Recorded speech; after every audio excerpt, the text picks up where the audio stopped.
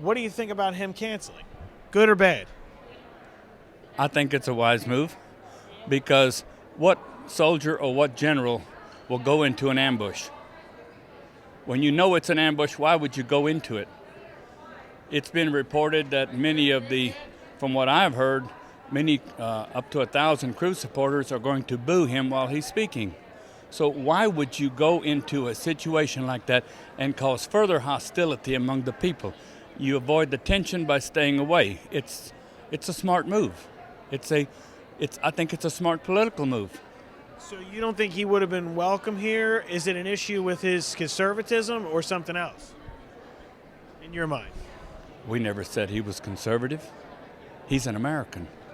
He wants to make America great again. He wants to bring jobs back to America. He wants to build a wall and keep the illegals and the Muslim jihadists from coming into our country. The only way you can do that is build a wall, stop the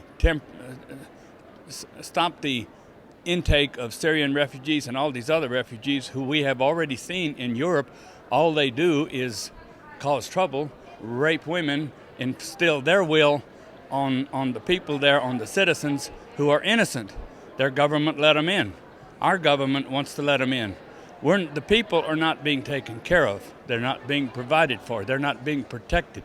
And the role of government, one of the few roles of government, is to protect the people and secure your borders. Our government at the present time is not doing it. People say that our immigration system is broken. It's not broken.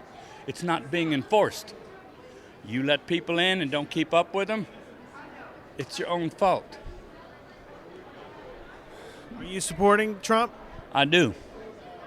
I have really we were for Cruz, but when Trump announced he was running, we listened to what he said. He is not politically correct. He doesn't pull punches. He tells you what he thinks, how he feels, and lets the chip fall where they may. People get mad, and the funny part about when he says something and they say he insulted them, his support grows. He's becoming more and more of a populist president. I guess that's what you would call it.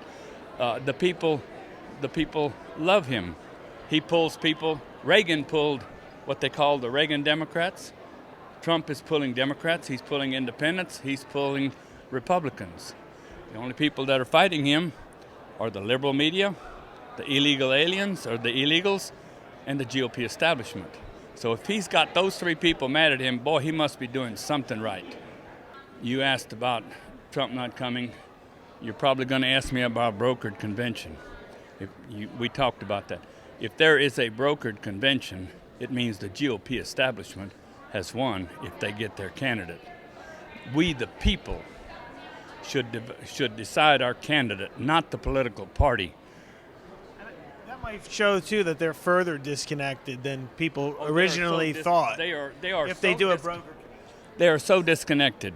The first part, they have the superdelegates, the politicians at the state level, who don't owe their allegiance to anybody but the party. So they're going to vote for what the party wants.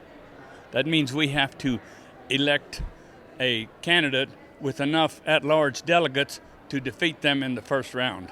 Because if we don't, then they're free to do what they want, and there's no telling what we will get. We might get Mickey Mouse. Who knows? We might get Ben Carson. But I don't see that happening because the establishment does not want Ben Carson, because Ben Carson is an individual who is not beholden to anybody. As Ben said, I don't take money from the K Street lobbyists, from these big super PACs, because I don't want to be beholden to them. Ted Cruz got $15 million from two brothers in Midland. Now you tell me, when two oil tycoons give you $15 million, if you get elected president, they're going to come knocking on the door and say, I want mine, plus the other super PACs. Trump, he don't have no super PACs. He's funding his own. He asked for $10 from people, and they're making fun of him and saying that thank you. They say that he's floundering because he's asking for $10 from the people. Well, you know what? 8 years ago, Obama did the same thing. He asked for $1. The purpose is to get people to buy into his campaign and feel connected with him. It's not about the money. He doesn't need the money, but he wants the people to feel a connection to him, that they've invested in him. They complain that he talks at a 4th and 5th grade level. You know what? Sarah Palin does too. But I have a friend back home. When he posts on my Facebook wall, he's a college professor. I can't understand what he says, and I have to comment to him. Please explain it to me in simpler terms. And I'm a college graduate. But I like to talk in terms that we can understand. Okay? Trump talks in language that people understand. The working man, the blue-collar man. He talks English. He doesn't talk King's English or whatever you want to call it. I call it King's English when you're talking above the crowd. He talks American to people, and he wants to make America great again. And the only way he can do that is as president. I don't know who he's going to pick for a vice president.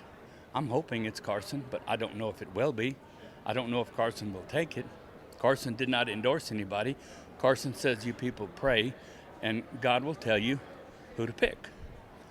I can't ask for better than that.